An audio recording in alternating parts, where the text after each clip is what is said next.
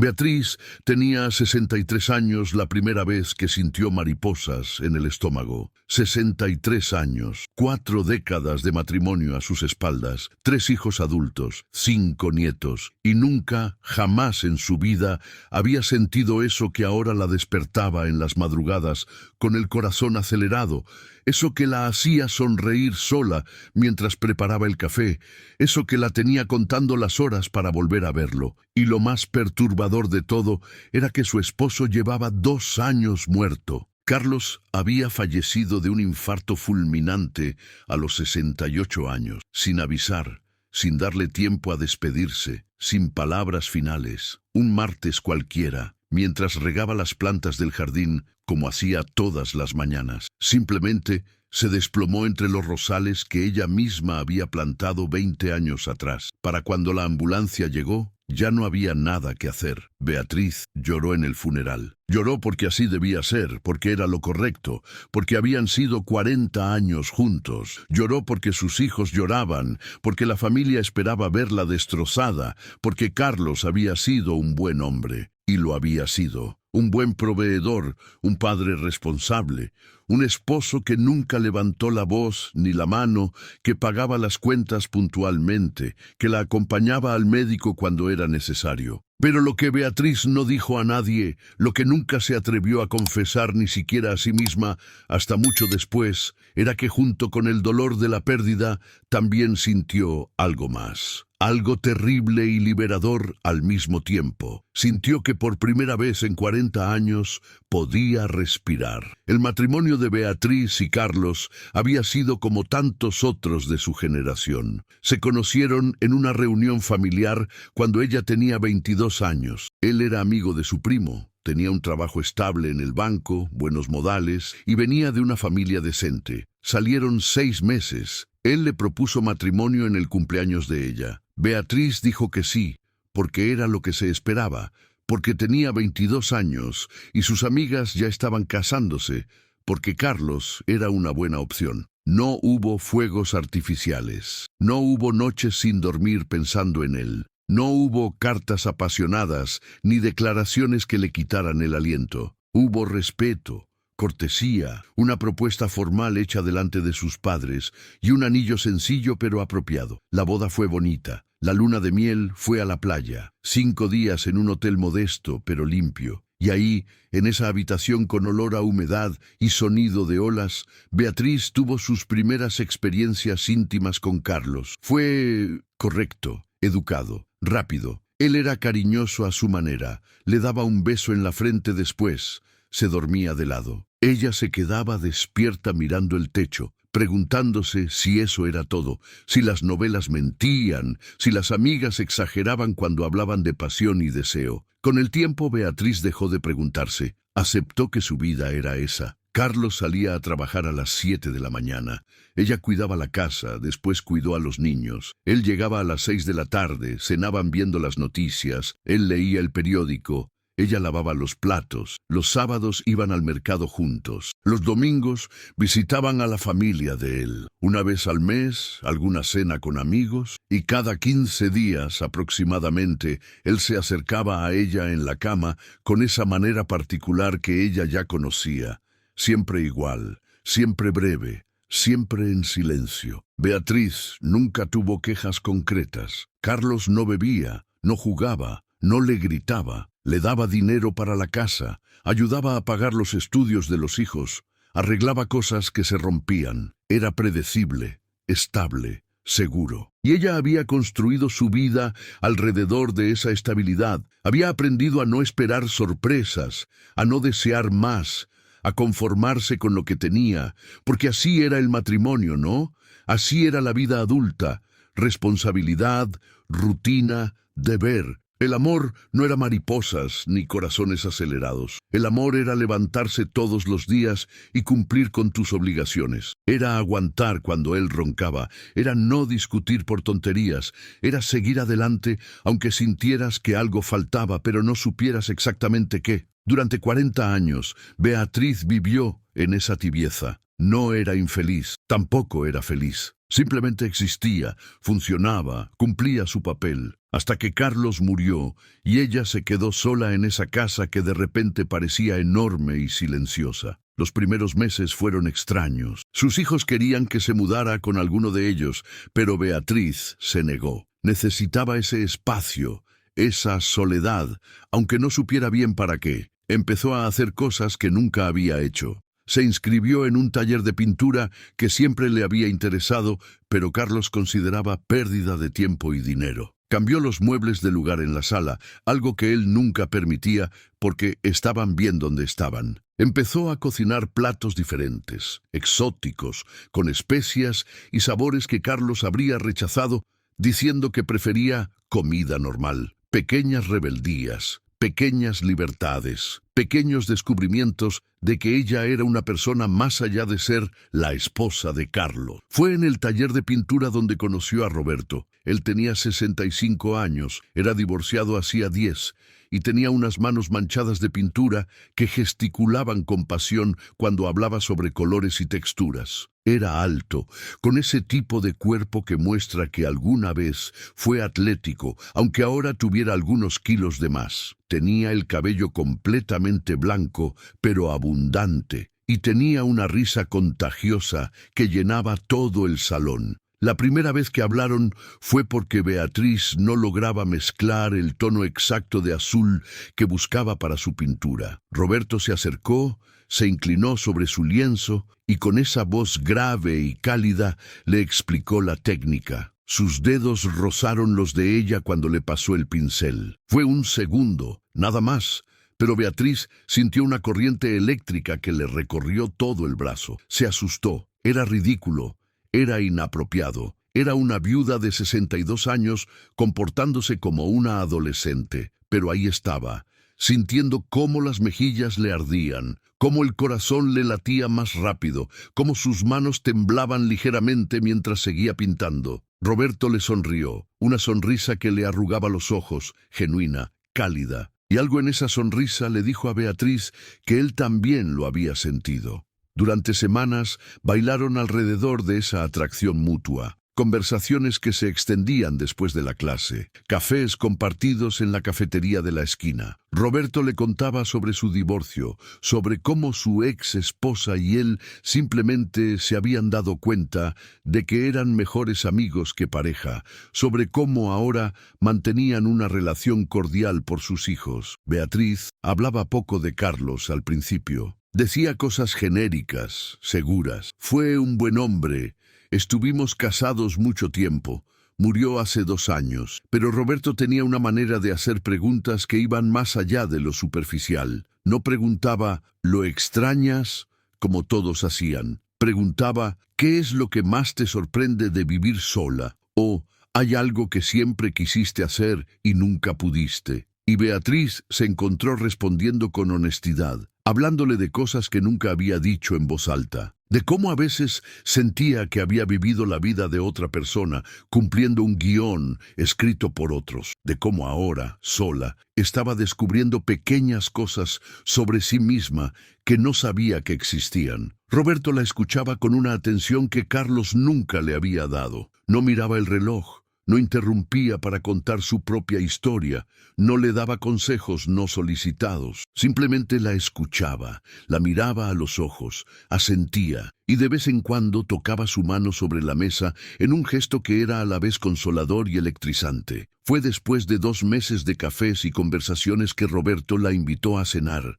no a la cafetería de siempre, a un restaurante, una cena de verdad, una cita. Beatriz sintió pánico. ¿Una cita? ¿A su edad? ¿Siendo viuda? ¿Qué dirían sus hijos? ¿Qué diría la familia de Carlos? ¿Qué diría la gente? Pero algo más fuerte que el miedo la hizo decir que sí. La noche de esa primera cena, Beatriz pasó 2 horas frente al armario sin saber qué ponerse. Toda su ropa era práctica, cómoda, invisible, colores neutros, cortes conservadores, nada que llamara la atención. Finalmente, eligió un vestido azul marino que había comprado años atrás para una boda y nunca había vuelto a usar. Se maquilló ligeramente, algo que no hacía desde el funeral de Carlos. Se puso el perfume que guardaba en el fondo del cajón, ese que nunca usaba porque Carlos decía que le daba dolor de cabeza. Cuando Roberto llegó a recogerla, la miró de una manera que nadie la había mirado en, ¿cuánto? ¿20 años? ¿30?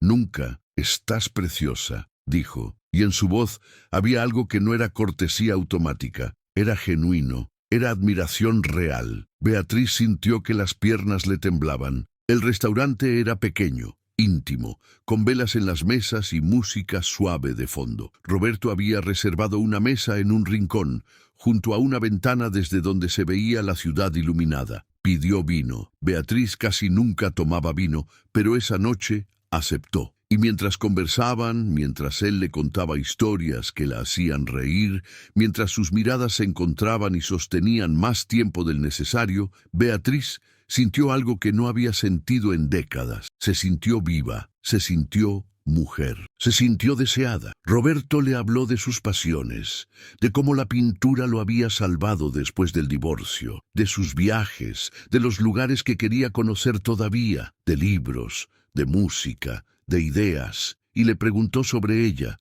sobre sus sueños, sobre lo que quería de esta segunda parte de su vida.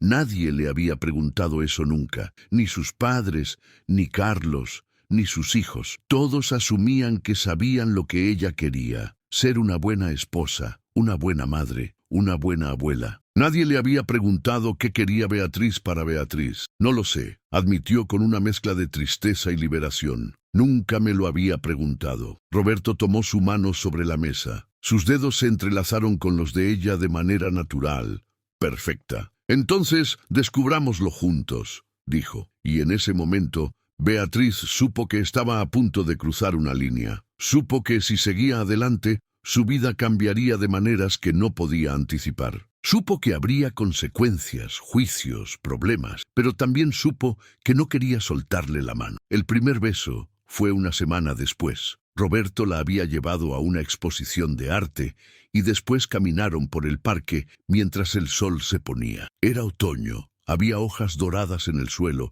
y el aire tenía ese fresco que invita a caminar cerca de alguien. Se sentaron en una banca. Estaban hablando de algo. Beatriz ni siquiera recuerda de qué, cuando de repente él se calló. La miró de esa manera que ya se estaba volviendo familiar y con una dulzura infinita le acarició la mejilla. «¿Puedo besarte?», preguntó. Carlos nunca había preguntado, nunca había habido ese momento de anticipación, ese segundo suspendido en el aire donde ambos saben lo que va a pasar y el deseo crece exponencialmente. Carlos simplemente la besaba, besos breves y protocolarios, y seguía adelante con lo que estuvieran haciendo. Pero Roberto preguntó y esperó, y la miró con esos ojos que decían tantas cosas sin palabras. Beatriz asintió porque no confiaba en su voz, y cuando los labios de él tocaron los de ella, cuando sintió su mano enredándose en su cabello, cuando él la acercó con cuidado pero con firmeza, Beatriz entendió por primera vez en su vida qué significaba realmente un beso. No era solo el contacto de dos bocas, era una conversación silenciosa, una promesa, una entrega. Era suave y urgente al mismo tiempo.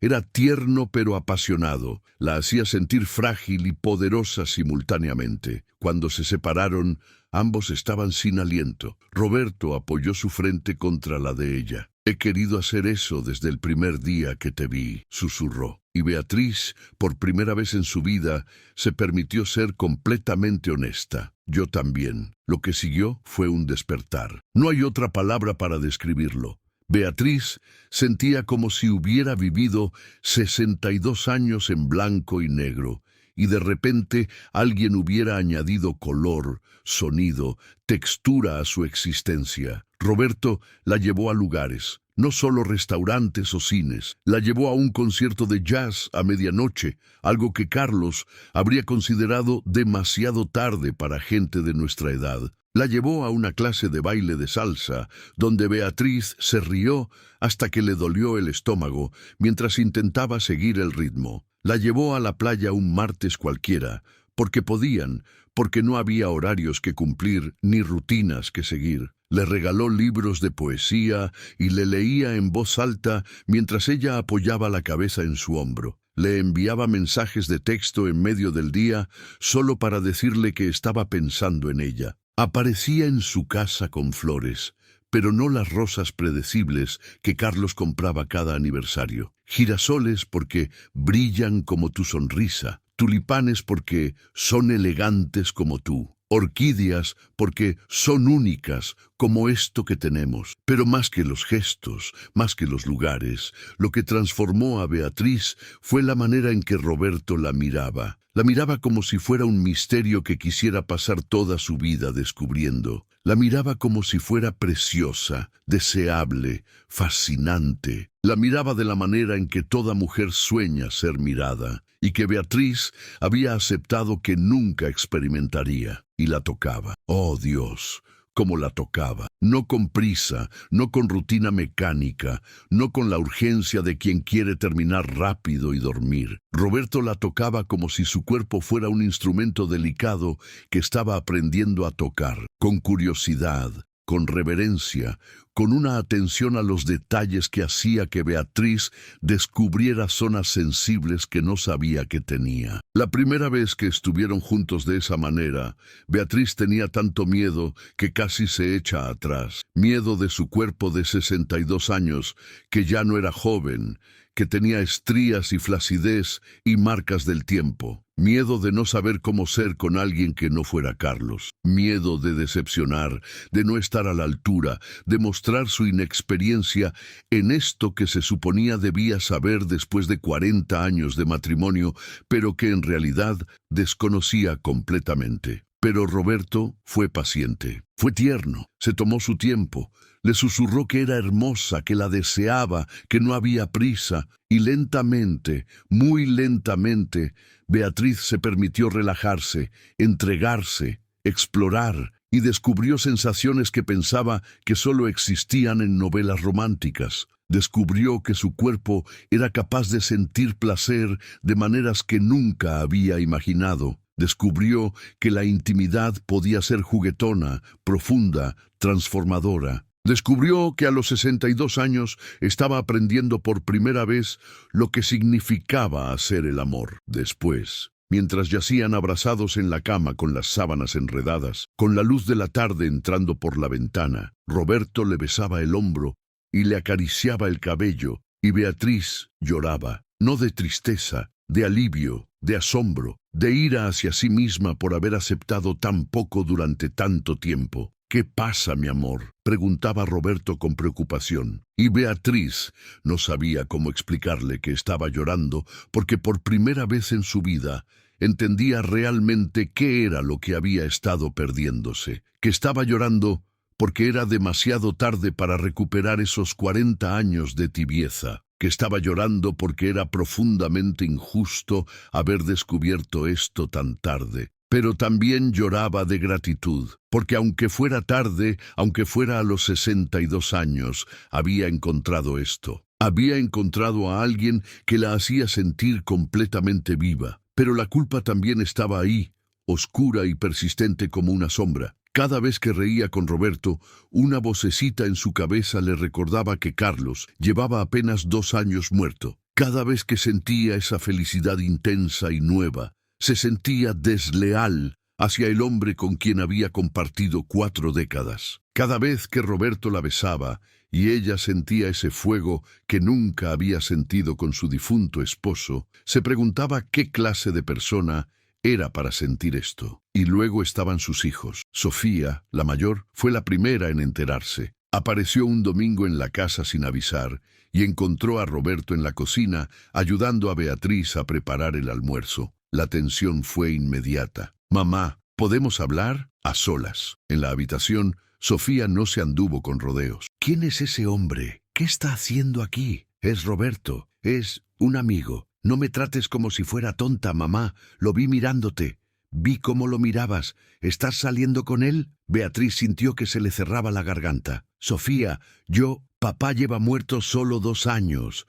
2 años, mamá. ¿Cómo puedes hacer esto? ¿Cómo puedes reemplazarlo así de rápido? No lo estoy reemplazando. Nadie podría... Entonces, ¿qué es? ¿Una aventura? ¿A tu edad? ¿Te parece apropiado? ¿Qué va a decir la familia? ¿Qué van a pensar los vecinos? Y ahí estaba, la verdadera preocupación. No era sobre Beatriz o su felicidad, era sobre las apariencias, sobre lo que la gente diría, sobre mantener la imagen de la viuda respetable y doliente. No me importa lo que piensen los demás, dijo Beatriz, sorprendiéndose a sí misma con la firmeza en su voz. He pasado toda mi vida preocupándome por lo que otros piensen. He sido la hija obediente, la esposa perfecta, la madre sacrificada. Pero ahora, por primera vez, voy a pensar en lo que yo quiero, y quiero estar con Roberto. Sofía la miró como si no la conociera. No eres tú la que está hablando. Ese hombre te lavó el cerebro o algo. La mamá que yo conozco jamás sería tan egoísta. Esa palabra quedó flotando en el aire. Egoísta. Después de que Sofía se fue dando un portazo, Beatriz se sentó en el sofá temblando. Roberto se sentó a su lado. La abrazó. No dijo nada. Solo estuvo ahí. Tal vez tiene razón, susurró Beatriz. Tal vez soy egoísta. Tal vez es demasiado pronto. Tal vez... Beatriz, mírame. Roberto le tomó el rostro entre las manos. ¿Eres feliz conmigo? Más feliz de lo que he sido en toda mi vida. ¿Te hago daño? ¿Te trato mal? ¿Te faltó el respeto? No, jamás. Entonces no hay nada de qué arrepentirse. El amor no tiene edad. El amor no tiene calendario. Y tu derecho a ser feliz no murió con Carlos. Pero convencerse a sí misma era más difícil que escuchar esas palabras. Los siguientes meses fueron una montaña rusa. Sus 3 hijos se dividieron. Sofía la evitaba. Apenas contestaba sus llamadas. Diego, el del medio, era más pragmático. Mamá, si eres feliz, bien, solo ten cuidado. Ese tipo podría estar detrás de tu dinero. No había mucho dinero, pero la sospecha estaba ahí de todos modos. Y Paulina, la menor, fue la única que pareció genuinamente feliz por ella. Mamá, te veo brillar. No te he visto así nunca, ni siquiera cuando estabas con papá. Esa última frase se clavó como una daga en el pecho de Beatriz, porque era verdad, y porque su propia hija lo había notado. La familia de Carlos fue menos diplomática. La hermana de él la llamó para decirle que era una vergüenza, que estaba deshonrando la memoria de su hermano, que cómo se atrevía a meter a otro hombre en la casa que Carlos había comprado. Los vecinos hablaban. En el supermercado, las antiguas amigas de matrimonios compartidos la saludaban con frialdad o directamente la ignoraban. Una noche, después de una reunión familiar particularmente difícil donde Sofía apenas le dirigió la palabra, Beatriz llegó a casa de Roberto y se desmoronó. No puedo hacerles esto, sollozaba. Son mis hijos, mi familia. No puedo perderlos. Roberto la sostuvo mientras lloraba. No los vas a perder. Con tiempo lo entenderán. ¿Y si no? ¿Y si tengo que elegir entre ellos y tú? Hubo un silencio. Roberto se apartó ligeramente para poder mirarla a los ojos. Beatriz, yo nunca te pediría que eligieras. Si estar conmigo significa perder a tu familia, entonces... No. Beatriz lo interrumpió, limpiándose las lágrimas. No digas eso. No puedo volver a vivir como antes. No puedo volver a esa vida gris y predecible, donde no sentía nada. Me moriría. Sería como enterrarme en vida. Y en ese momento, Beatriz tomó una decisión. Dejó de disculparse, dejó de esconderse, dejó de sentirse culpable por estar viva, por sentir, por querer ser feliz. Le dijo a Sofía, te amo, siempre serás mi hija, pero mi vida no terminó cuando tu padre murió. Tengo derecho a seguir viviendo, a seguir sintiendo. Y si eso te molesta, es algo con lo que tendrás que lidiar tú, no yo. Le dijo a la hermana de Carlos. Respeté a tu hermano durante 40 años. Lo cuidé, le fui fiel, le di una familia, pero ahora él ya no está, y yo sí, y merezco estos años que me quedan. Le dijo a las vecinas que murmuraban. Pueden hablar todo lo que quieran, ya no me importa su opinión. Y le dijo a Roberto, una noche mientras cenaban bajo las estrellas en un restaurante con vista al mar, te amo. No sé cómo sucedió tan rápido, no sé si es correcto según los manuales de luto, pero te amo y quiero pasar el resto de mi vida contigo, sea el tiempo que sea. Roberto lloró. Fue la primera vez que Beatriz lo vio llorar. Yo también te amo. Desde el primer momento que te vi luchando con ese pincel manchado de azul. No todo se resolvió mágicamente. Sofía tardó casi un año en empezar a suavizarse, y otro año más en finalmente aceptar una cena con Roberto presente. Nunca fueron íntimas amigas, pero llegó a un punto donde podían estar en la misma habitación, sin tensión. La familia de Carlos eventualmente dejó de llamar. Algunas amistades se perdieron para siempre, pero Beatriz descubrió que no le importaba tanto como pensaba, porque en lugar de esas relaciones basadas en apariencias y obligaciones, construyó nuevas amistades basadas en autenticidad y, sobre todo, construyó una vida con Roberto que era todo lo que su matrimonio con Carlos nunca fue. Viajaron a lugares que Beatriz nunca había imaginado conocer. Carlos siempre decía que viajar era tirar el dinero y que en casa se está mejor. Pero Roberto le mostró París al amanecer, Roma bajo la lluvia, las playas de Grecia con su agua turquesa. Y en cada lugar la tomaba de la mano, la besaba en público sin vergüenza, la hacía sentir como una joven enamorada, aunque tuviera más de 60 años. Probaron cosas nuevas, tomaron clases de cocina italiana, fueron a retiros de yoga, se inscribieron en un club de lectura. Roberto le enseñó a andar en bicicleta, algo que Carlos decía que era ridículo a su edad, y Beatriz descubrió que le encantaba esa sensación de libertad, de viento en la cara, de ir a algún lado sin más motivo que el placer del viaje. Hablaban, de verdad hablaban, no solo del clima o las cuentas por pagar o los problemas de los hijos. Hablaban de ideas, de sentimientos, de sueños. Discutían sobre libros, sobre películas, sobre política y filosofía. Y cuando no estaban de acuerdo, lo cual sucedía a menudo, lo hablaban con respeto, aprendiendo del otro en lugar de cerrándose. Y sí, seguían teniendo esa intimidad física que Beatriz nunca había conocido con Carlos. A los 63, 64, 65 años, seguía descubriendo cosas nuevas sobre su propio cuerpo, sobre el placer, sobre la conexión que puede existir entre dos personas cuando ambos están realmente presentes. Roberto nunca dejó de cortejarla, de seducirla, de hacerla sentir deseada, y eso, más que cualquier otra cosa, la hacía sentir viva. Pero quizás lo más importante era algo más simple y más profundo. Con Roberto, Beatriz era ella misma. No tenía que fingir,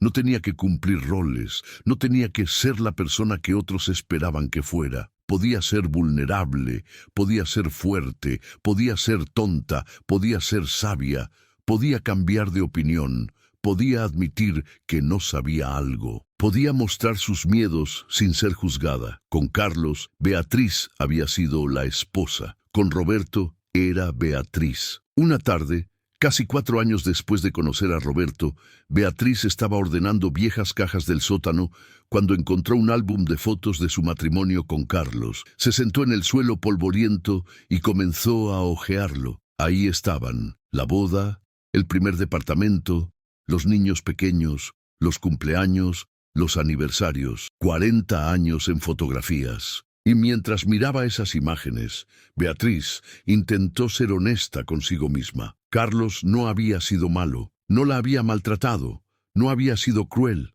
no había sido abusivo, simplemente había sido ausente, emocionalmente ausente. Había estado ahí físicamente, cumpliendo con sus obligaciones, pero nunca realmente presente. Nunca había preguntado qué sentía ella, qué soñaba, qué necesitaba. Nunca había intentado conocerla más allá de lo superficial, y ella tampoco había exigido más. Había aceptado esa tibieza como normal, como lo que correspondía. Había confundido estabilidad con amor, había confundido rutina con compromiso, había confundido resignación con madurez. Beatriz cerró el álbum con cuidado. No con rabia, no con resentimiento, simplemente con tristeza por todos esos años vividos a medias, tristeza por la mujer que había sido, que no sabía que merecía más, tristeza por el tiempo perdido que nunca recuperaría, pero también con gratitud,